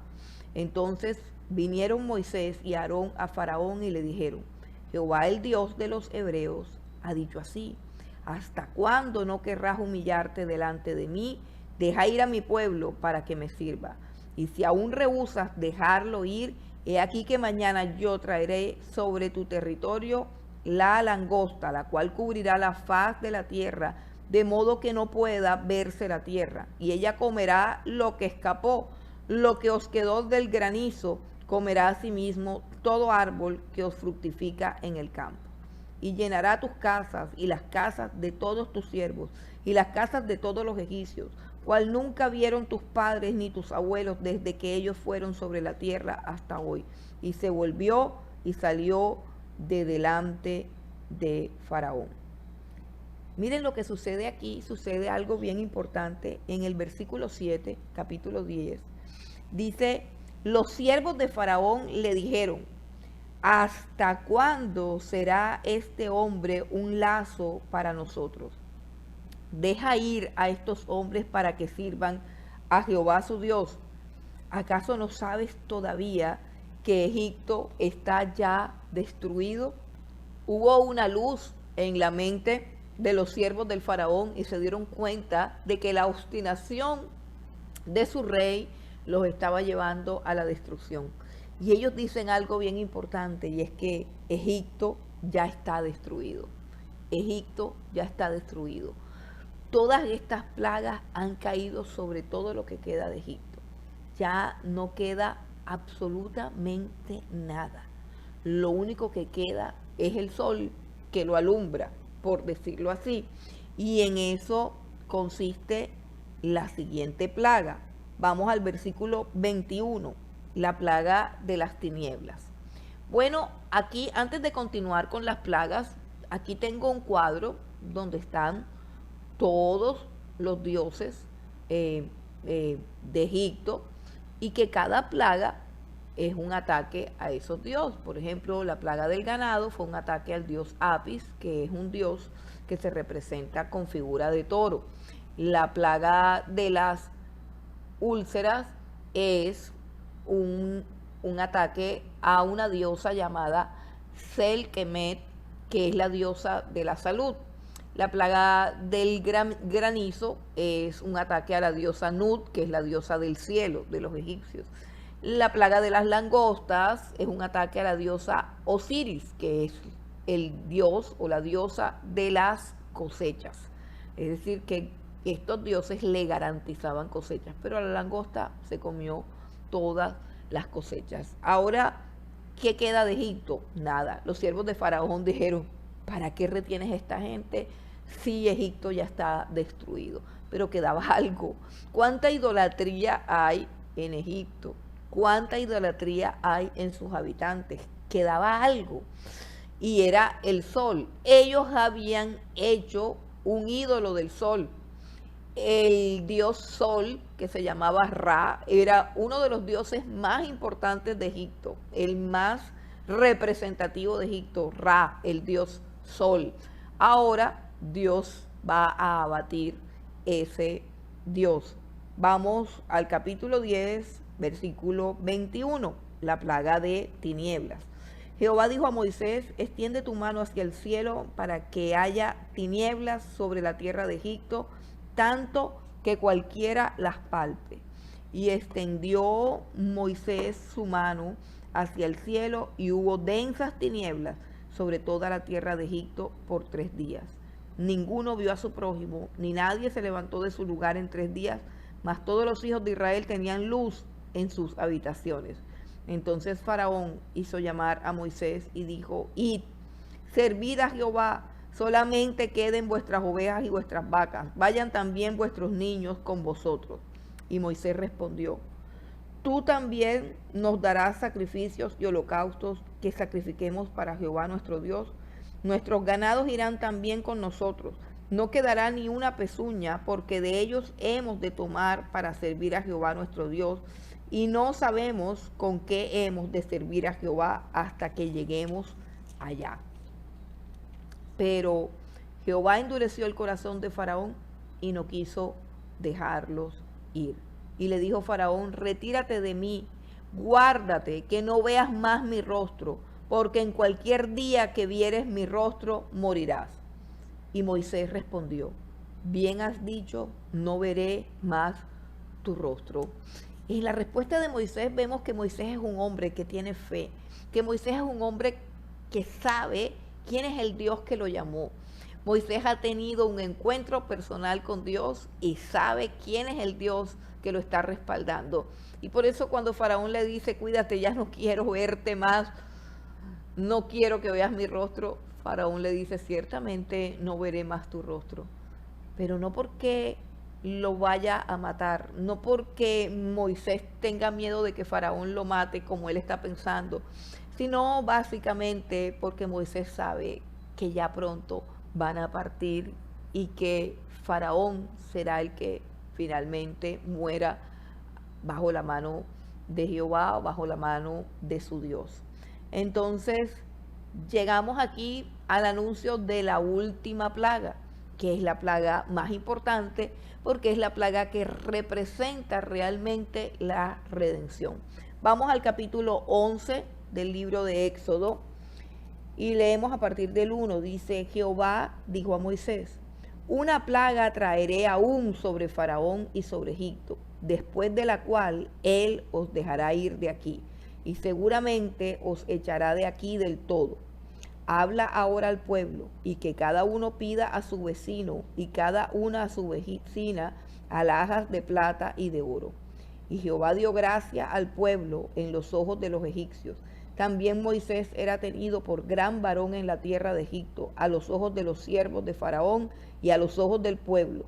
Dijo pues Moisés: Jehová ha dicho así: a la medianoche yo saldré por en medio de Egipto, y morirá todo primogénito en tierra de Egipto, desde el primogénito de Faraón, que se sienta en su trono, hasta el primogénito de la sierva que está tras el molino, y todo primogénito de las bestias. Y habrá gran clamor por toda la tierra de Egipto, cual nunca hubo ni jamás habrá. Pero contra los hijos de Israel, desde el hombre hasta la bestia, ni un perro moverá su lengua, para que sepáis que Jehová hace diferencia entre los egipcios y los israelitas. Y descenderán a mí todos estos tus siervos, e inclinados delante de mí dirán: vete tú y todo el pueblo que está debajo de ti, y después de esto yo saldré. Y salió muy enojado de la presencia de Faraón. Y Jehová dijo a Moisés: Faraón no os oirá, para que mis maravillas se multipliquen en la tierra de Egipto. Y Moisés y Aarón hicieron todos estos prodigios delante de Faraón, pues Jehová había endurecido el corazón de Faraón y no envió a los hijos de Israel fuera de su país. Bueno, finalmente viene ya la Pascua, que hay que estudiarla con más detenimiento. Vamos al capítulo 12. Dice el versículo 1: habló Jehová a Moisés y a Aarón en la tierra de Egipto, diciendo: este mes os será principio de los meses, para vosotros será este el primero en los meses del año. Hablad a toda la congregación de Israel, diciendo: en el 10 de este mes tómese cada uno un cordero según las familias de los padres, un cordero por familia. Mas si la familia fuere tan pequeña que no baste para comer el cordero, entonces él y su vecino inmediato a su casa tomarán uno según el número de las personas, conforme al comer de cada hombre. Haréis la cuenta sobre el cordero. El animal será sin defecto, macho de 1 año, lo tomaréis de las ovejas o de las cabras, y lo guardaréis hasta el día 14 de este mes, y lo inmolará toda la congregación del pueblo de Israel entre las 2 tardes. Y tomarás de la sangre y la pondrán en los 2 postes y en el dintel de las casas en que lo han de comer. Y aquella noche comerán la carne asada al fuego, y panes sin levadura con hierbas amargas lo comerán. Ninguna cosa comeréis de él cruda ni cocida en agua, sino asada al fuego, su cabeza con sus pies y sus entrañas. Ninguna cosa dejaréis de él hasta la mañana, y lo que quedare hasta la mañana lo quemaréis en el fuego. Y lo comeréis así: ceñidos vuestros lomos, vuestro calzado en vuestros pies y vuestro bordón en vuestras manos, y lo comeréis apresuradamente. Es la Pascua de Jehová. Bueno, paramos ahí un momentico. Bueno, el capítulo 12 contiene la institución de algo que se llama la Pascua y que es el evento más importante de Israel en el Antiguo Testamento. No solamente Dios va a hacer un juicio, que es el juicio final contra Faraón, que ha endurecido su corazón. No solamente va a hacer un juicio sobre la tierra, está diciendo un juicio sobre la tierra, sino que va a establecer un sistema, digámoslo así, un sistema sacrificial a través del cual se puede ser librado de la muerte. ¿En qué consistía la Pascua? Está detallado con total claridad. Cada familia tenía que buscar un cordero que fuese macho, que fuese de 1 año, que fuese sin defecto. Este cordero en su perfección, es decir, no tenía que tener ningún defecto, simbolizaba la santidad y la perfección de la persona del Señor Jesucristo. El hecho de que fuera de 1 año significaba que tenía que ser un cordero maduro, y significa también que Cristo murió en la mayoría de edad, entregó su vida por nosotros en pleno uso de sus facultades mentales y en total desarrollo emocional, físico, espiritual y de toda índole. Por eso tenía que ser un cordero de 1 año. Y el cordero en sí tipificaba a Cristo y tipifica también a todos los corderos que fueron sacrificados en todo el Antiguo Testamento, desde el cordero o del animal que fue sacrificado para vestir la desnudez de Adán y Eva, hasta el Señor Jesucristo, que es el Cordero de Dios. Aquí tenemos un cuadro de la salvación, tenemos un cuadro de la redención. El Antiguo Testamento es una sombra del Nuevo. Eso es importante que lo entendamos, una sombra del Nuevo. ¿Y qué quiere decir eso? Que el Antiguo Testamento anunciaba las realidades del Nuevo Testamento. Como una sombra anuncia una realidad, ¿cierto? Pero hay algo supremamente importante, y es que hay una diferencia entre la sombra y la realidad. Hay una gran diferencia, y es que la sombra no me representa nada. La realidad que proyecta esa sombra es la que representa algo. Entonces, este cordero es una sombra, es una fotografía, es un retrato anticipado que hace Dios de una realidad que es la manifestación del plan redentor, el plan de la salvación. Un cordero sustituto que sustituyera al pecador, un cordero que les enseñara a ellos que sin derramamiento de sangre no hay perdón de pecados, un cordero que les enseñara a ellos que alguien tenía que morir en su lugar, que la paga del pecado es muerte y que todos hemos pecado. Dios decía que esa noche Él iba a pasar por toda la tierra de Egipto, iba a herir al primogénito de todas las familias de los egipcios y aún al primogénito de los animales en Egipto. Y este juicio podría también caer sobre Israel. Esta vez la diferencia estaba determinada ¿por qué? Por la sangre. Ellos tenían que untar la sangre en los postes de la puerta, en los dinteles de la puerta, en el marco de la puerta. Las puertas de las casas de los egipcios tenían que tener la sangre del cordero que habían sacrificado, del cordero que habían comido, del cordero que había sustituido ¿a quién? Al primogénito de los judíos, porque también el primogénito de los judíos tenía que morir. ¿Por qué? Porque aquí Dios está enseñando que los hebreos, al igual que los egipcios, también son pecadores, y que a la hora de Dios hacer juicio, Dios también tiene que castigar a los hebreos por sus pecados. Pero hay algo que Dios está proveyendo. Esta es la provisión divina, esta es la provisión del Cordero, este es Jehová Jireh, Jehová proveerá. Cuando Dios proveyó aquel cordero en reemplazo de Isaac, cuando Abraham iba a sacrificar a Isaac y Dios proveyó el animal para el sacrificio. Aquí también Dios está diciendo, ese será el cordero que traiga para ustedes la diferencia entre los egipcios que van a morir y ustedes que van a sobrevivir. Pero no porque sean judíos van a sobrevivir, es por la sangre del cordero que es sustituto. Eso era lo que Dios quería que ellos aprendieran. Esta es la Pascua, la celebración más importante del pueblo de Israel, pero es importante por lo que representa. Es supremamente triste, doloroso y ridículo ver cómo muchos cristianos están celebrando la Pascua judía, y colocan todos esos enseres y colocan todas esas cosas y no entienden que nuestra Pascua ya fue efectuada en la persona de Jesucristo. Bueno, sigamos mirando más cosas de esta Pascua.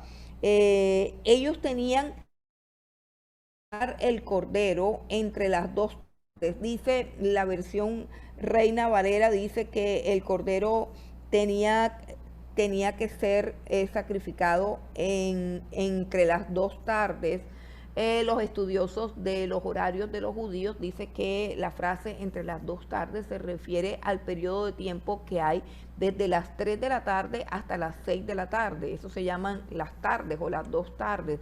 Es decir, que ese era el horario en que el cordero tenía que ser sacrificado.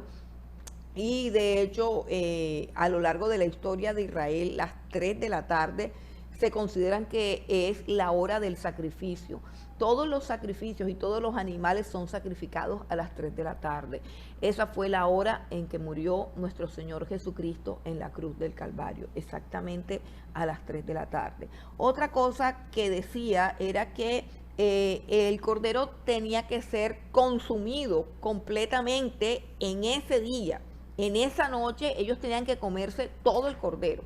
Si por algún motivo no podían comérselo todo, no podían guardarlo para el día siguiente, sino que tenían que quemar lo que sobraba. Por eso es que Dios especificó que el cordero, si la familia era pequeña, tenían que coger un cordero de un tamaño proporcional a lo que ellos tenían que consumir, porque ellos tenían que comerse todo el cordero. Una familia tenía que comer todo el cordero que habían sacrificado.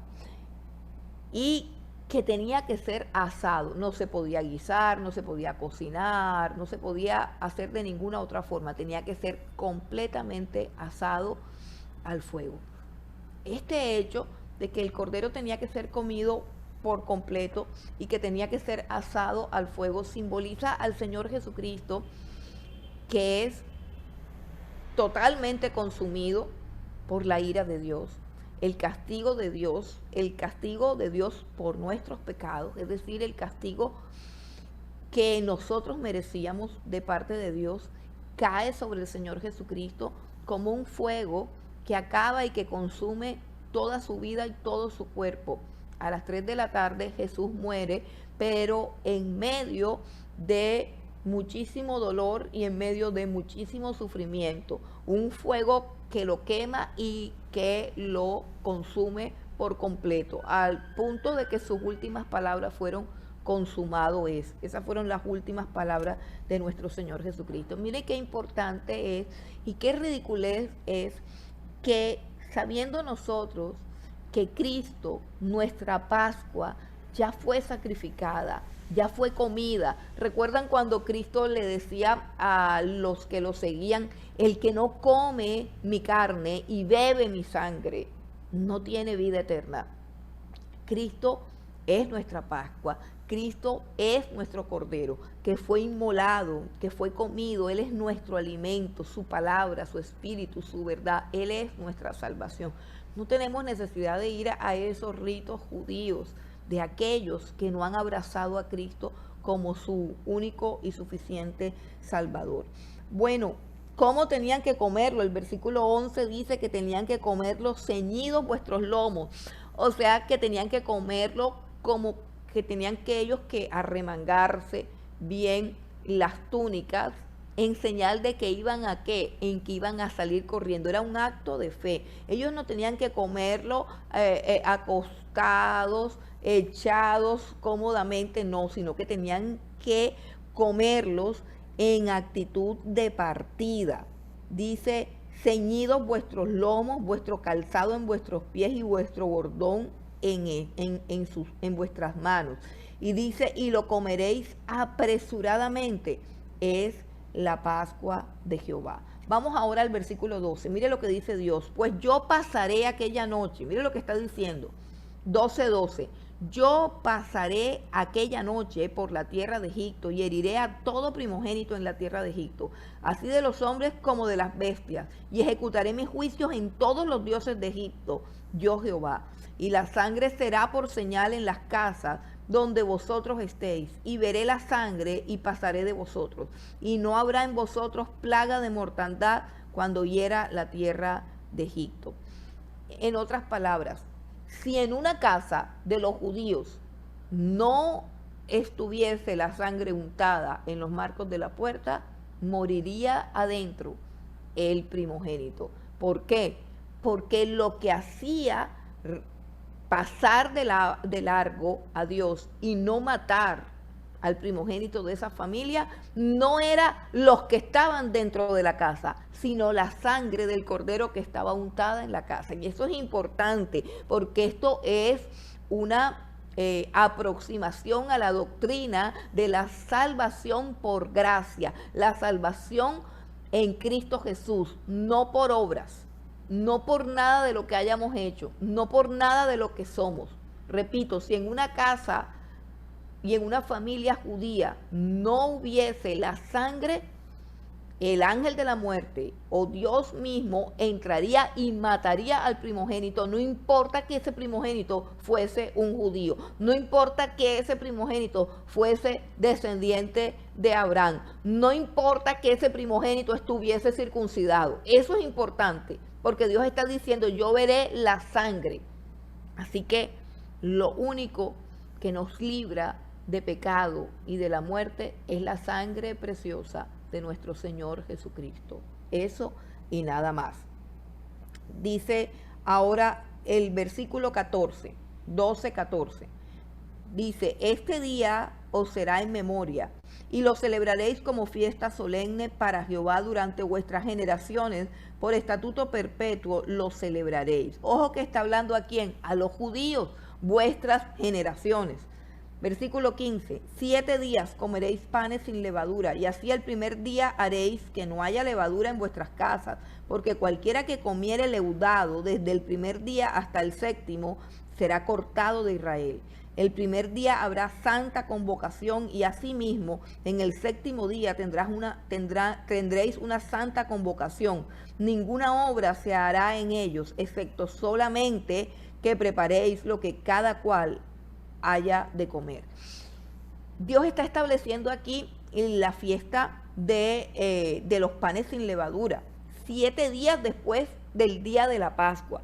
¿Y qué simboliza esta fiesta de los panes sin levadura que le sigue al día de la Pascua, o sea, el sacrificio del Cordero? ¿Qué simboliza eso? Simboliza la santidad del creyente.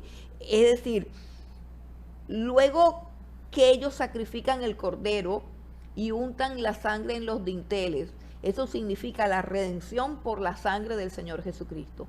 Luego que hemos sido redimidos por la sangre del Cordero, Dios nos hace un llamado a la santidad. En el momento en que somos salvos por su sangre, somos pecadores. Dios nos llama en medio de nuestro pecado. Dios nos llama en medio de nuestra maldad. La santificación es un proceso que viene después de la redención, después de la justificación por la sangre de Cristo. Después de eso es que viene un proceso en el que debemos apartarnos del mundo, en el que debemos buscar el rostro de Dios, en el que somos santificados por la obra del Espíritu Santo y por la obra de su palabra en nuestras vidas. Pero es después de esa justificación, después de que Dios pasa de largo y no emite su juicio, sino que nos declara justos por Cristo Jesús, por su sacrificio y por su sangre. Bueno, versículo 17. Estamos en el capítulo 12 del Éxodo, vamos al versículo 17. Dice, y guardaréis la fiesta de los panes sin levadura, porque en este mismo día saqué vuestras huestes de la tierra de Egipto. Por tanto, guardaréis este mandamiento en vuestras generaciones por costumbre perpetua. En el mes primero comeréis los panes sin levadura, desde el día 14 del mes por la tarde hasta el día 21 del mes por la tarde. Por 7 días no se hallará levadura en vuestras casas, porque cualquiera que comiere leudado, así el extranjero como natural del país, será cortado de la congregación de Israel. Ninguna cosa leudada comeréis, en todas vuestras habitaciones comeréis panes sin levadura. Y Moisés convocó a todos los ancianos de Israel y les dijo, sacad y tomaos corderos por vuestras familias y sacrificad la Pascua. Y tomad un manojo de hisopo y mojadlo en la sangre que está en un lebrillo, y untad el dintel y las 2 postes con la sangre que está en el lebrillo. Bueno, aquí tenemos, ahora pasamos a ¿qué? Pasamos a la historia de la redención. La primera liberación es la liberación de la Pascua, que simboliza la liberación de la muerte, y es una redención hecha a través de la sangre. La sangre está en las puertas de las casas y eso es lo que hace que Dios pase de largo y no mate al primogénito de los judíos. Bueno, ellos hacen exactamente todo como Dios lo había mandado. El versículo 29 del capítulo 12 dice: y aconteció que a la medianoche Jehová hirió a todo primogénito de Faraón que se sentaba sobre su trono, hasta el primogénito del cautivo que estaba en la cárcel y todo primogénito de los animales. Y se levantó aquella noche Faraón, él y todos sus siervos y todos los egipcios, y hubo un gran clamor en Egipto, porque no había casa donde no hubiese un muerto. E hizo llamar a Moisés y a Aarón de noche, y les dijo: salid de en medio de mi pueblo, vosotros y los hijos de Israel, e id servir a Jehová como habéis dicho. Tomad también vuestras ovejas y vuestras vacas como habéis dicho, e idos, y bendecidme también a mí. Y los egipcios apremiaban al pueblo, dándose prisa a echarlos de la tierra, porque decían: todos somos muertos. Y llevó el pueblo su masa antes que se leudase, sus masas envueltas en sus sábanas sobre sus hombros. E hicieron los hijos de Israel conforme el mandamiento de Moisés, pidiendo de los egipcios alhajas de plata y de oro y vestidos. Y Jehová dio gracia al pueblo delante de los egipcios, y les dieron cuanto pedían. Así despojaron a los egipcios. Bueno, hay algo bien interesante en esto, y es que quizás los judíos no pensaron que esa misma noche ellos saldrían de Egipto. Y es el faraón el que a medianoche va a donde Moisés y Aarón y les dice: váyanse de aquí, saquen todo, váyanse de aquí. Y dice que también los egipcios comienzan a apurarlos y decirle: váyanse de aquí. Y a todas las mujeres egipcias a las que le habían pedido prestadas prendas y joyas, las mujeres se despojaban de todo porque querían que todos ellos se fueran rápidamente. Esta fue la noche en que Dios redimió, rescató, libertó de la esclavitud a su pueblo. Es la noche que celebran los judíos, es la noche de la Pascua, es la noche en que Israel es libertado de la esclavitud. Quiero que vengan conmigo a el versículo 37. Vamos al versículo 37 del capítulo 12. Dice: partieron los hijos de Israel de Ramesés a Sucot como 600,000 hombres de a pie, sin contar los niños. También subió con ellos grande multitud de toda clase de gentes y ovejas y muchísimo ganado. Y cocieron tortas sin levadura de la masa que habían sacado de Egipto, pues no había leudado, porque al echarlos fuera los egipcios no habían tenido tiempo ni para prepararse comida. El tiempo que los hijos de Israel habitaron en Egipto fue 430 años. Y pasados los 430 años, en el mismo día, todas las huestes de Jehová salieron de la tierra de Egipto. Versículo 42 dice: es noche de guardar para Jehová, por haberlos sacado en ella de la tierra de Egipto. Esta noche deben guardarla para Jehová todos los hijos de Israel en sus generaciones. El versículo 42 contiene un mandato de Dios a todo el pueblo judío. Es el mandato de vigilar. Guardar esta noche significa vigilar en la noche. Los judíos, a partir de esta Pascua y por todos los años, el día de la Pascua, la noche de la Pascua, tenían que permanecer despiertos hasta el amanecer. Esa vigilia pascual era un homenaje en memoria a Dios, porque Dios, por así decirlo, de una manera antropomórfica, se llama antropomorfismo, cuando Dios utiliza una figura humana para explicarnos algo que tiene que ver con lo que Él ha hecho. Dice: esta noche deben guardarla para Jehová todos los hijos de Israel. ¿Por qué? Porque Dios veló sobre el pueblo de Israel hasta que salió el último de los hebreos. A medianoche Dios sacó a todo el pueblo de Egipto. Fue tremendo esto. Podemos pensar, pero ¿por qué a medianoche? Fue la noche de la liberación y ellos salieron todos, completos, sin que se quedara ninguno en sus casas, sin que se quedara ninguno en sus habitaciones. Y la Biblia dice que Dios veló sobre ellos, veló sobre su pueblo para libertarlos. Y así Dios pedía a este pueblo que también velaran, que también hicieran vigilia. Y así es como nace la Pascua, que ellos celebrarían por todas las generaciones. Y esta es la razón por la cual encontramos a Jesús con sus discípulos en el huerto de los olivos, en el Getsemaní, pidiéndole a los discípulos que velen por lo menos una hora. Cuando le dice a Pedro, Pedro, ni siquiera una hora has podido velar. Esa frase, ni siquiera una hora has podido velar, tiene que ver con el hecho de que como judíos ellos estaban obligados a guardar esa noche, es decir, a velar sobre esa noche. ¿En memoria de qué? De su salvación. Y se esperaba que ninguno de ellos durmiera. La noche de la Pascua en el Getsemaní fue la noche en que Jesús veló. Fue la noche en que Jesús oró y sudó gruesas gotas de sangre que salían de su sudor, porque estando en agonía le clamaba a Dios para que él pudiese enfrentar esa dura prueba.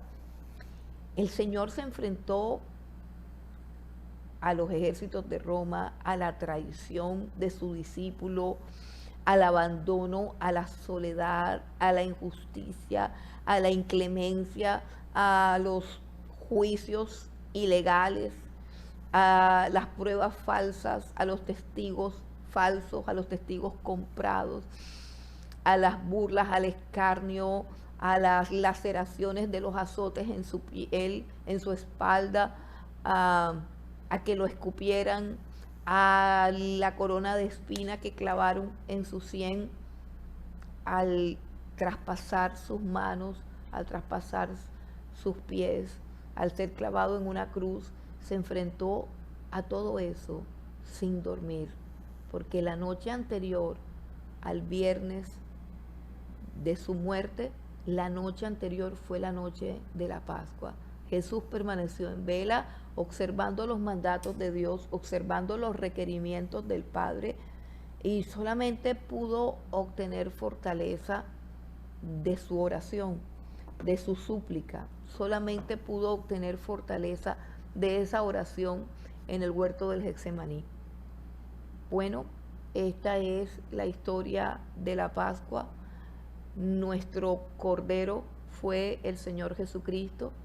Esa noche, esa Pascua, el Cordero que es Jesús de Nazaret, fue apresado, fue tomado, fue llevado, amarrado, como un cordero enmudeció, dice la Escritura, como cordero fue llevado al trasquiladero y enmudeció y no abrió su boca y se dejó matar y se dejó consumir por nosotros los pecadores.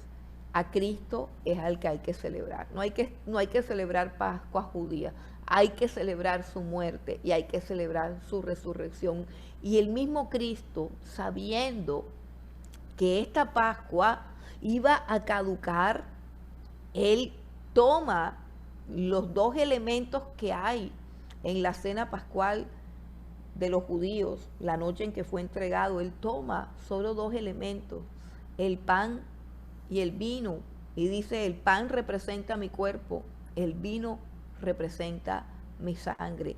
Y Él establece un nuevo pacto y dice: esta es la copa que representa el nuevo pacto en mi sangre. Y al hacer Jesús estas cosas en la última cena, en la vigilia pascual, estableció que lo que tenemos que celebrar ahora no es el Cordero de los judíos, no es la Pascua de los judíos. Lo que nosotros tenemos que celebrar es que Cristo, el Cordero de Dios, fue sacrificado por nosotros. Tenemos que celebrar su muerte, porque su muerte y su sangre nos libertó a nosotros de nuestros pecados y nos dio vida eterna y nos dio salvación. Jesucristo es nuestra Pascua, Jesucristo es nuestra redención, Jesucristo es nuestra fiesta, es nuestra celebración.